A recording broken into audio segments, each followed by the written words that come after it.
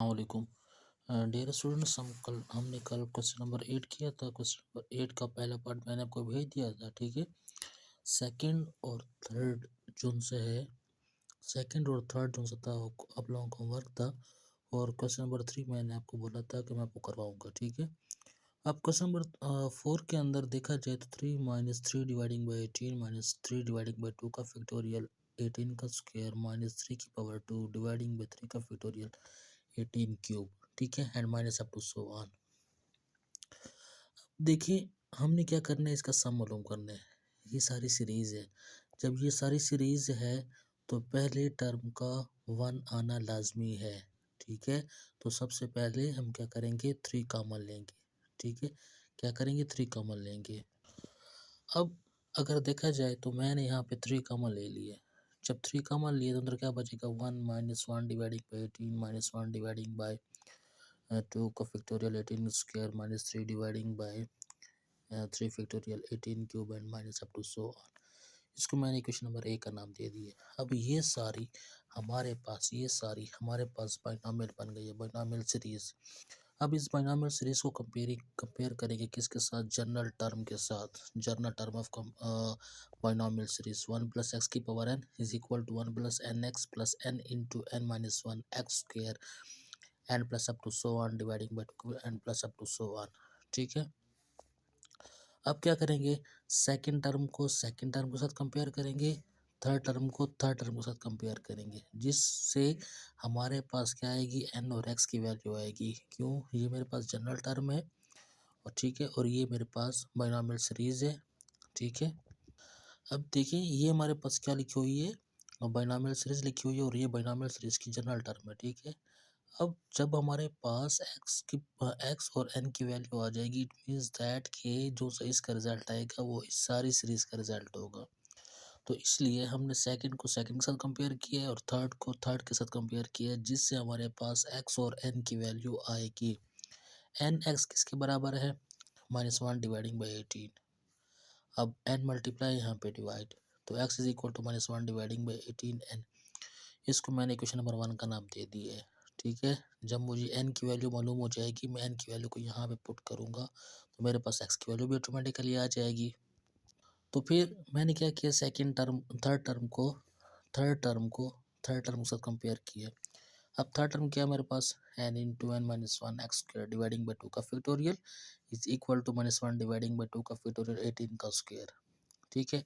अब replacing back the value of x की value ये है, तो मैंने एक्स की वैल्यू पुट कर दी है। तो यहाँ पे क्या ऊपर होल स्क्वायर है, तो होल स्क्वायर आ जाएगा is equal to -1 dividing by 2 का फैक्टोरियल 18 का स्क्वायर।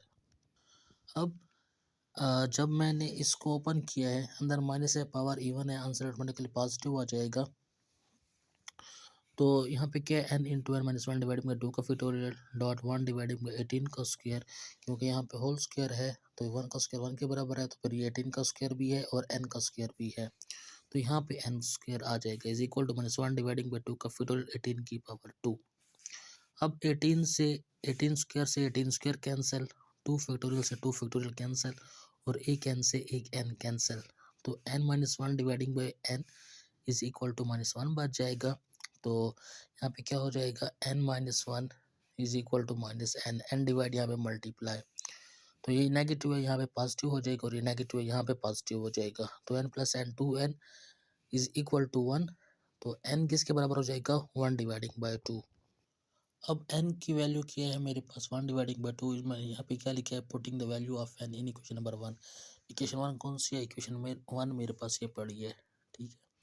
अब इस इक्वेशन के अंदर मैंने n की वैल्यू पुट कर दी है, तो क्या हो जाएगा, x is equal to -1 dividing by 18 n। ये मेरे पास इक्वेशन 1 थी। n की वैल्यू क्या है, 1 डिवाइडिंग बाई 2, तो 1 ज़ा 2 9 2 ज़ा 18, तो -1 डिवाइडिंग बाई 9 आ जाएगा, ओके। ये हमारे पास x की वैल्यू है, ये मेरे पास n की वैल्यू है। अब इसको मैंने यहाँ पे पुट कर दी है, ये इस जनरल टर्म के अंदर, जनरल टर्म का जो सम है कॉम्पैक्ट फॉर्म में, यहाँ पे मैंने वैल्यू पुट कर दी है। अब यहाँ पे क्या हो जाएगा, 1 प्लस एक्स की power n is equal to, x की वैल्यू क्या है, -1 डिवाइडिंग बाई 9, और पावर क्या है, n क्या है मेरे पास, 1 डिवाइडिंग बाई 2। अब यहाँ पे मैंने एलसीएम ले ली है, एलसीएम लेने के बाद यहाँ पे क्या हो जाएगा, 9 1 9 -1 8 8 डिवाइडिंग बाई 9 का होल स्क्वायर की होल पावर 1 डिवाइडिंग बाय 2। अब 8 डिवाइडिंग बाय 9 की whole power 1 dividing by 2, 1/2 exponential form है, रेडिकल फॉर्म में लिखेंगे तो क्या हो जाएगा, स्क्वायर रूट 1 8 डिवाइडिंग बाय 9। अब square root 8 square root 9, square root दोनों का है तो अलग अलग लिख लेंगे। तो यहाँ पे क्या स्क्वायर रूट 9 3 के बराबर है, तो डिवाइडिंग बाय 3 आ जाएगा और 8 वैसे का वैसे आ जाएगा। ठीक है, अब इस सारी वैल्यू को हमने कहाँ पे पुट किया है। अब ये सारा हमारे पास इस सारे टर्म का आंसर आ गया। अब इस इक्वेशन नंबर ए के अंदर हमने ये वाली वैल्यू लिख दी है, ये सारी इसके बराबर है।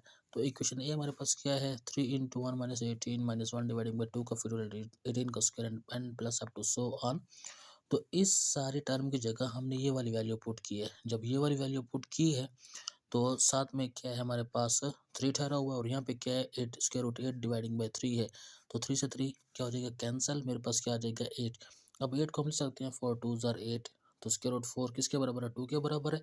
तो स्क्वायर रूट 2 वैसे का वैसे आ जाएगा। ठीक है, ये इसका आंसर है, यानी कि ये किसके सम का आंसर है, ये इस गिवन बाइनोमियल सीरीज के सम का आंसर है। Okay students.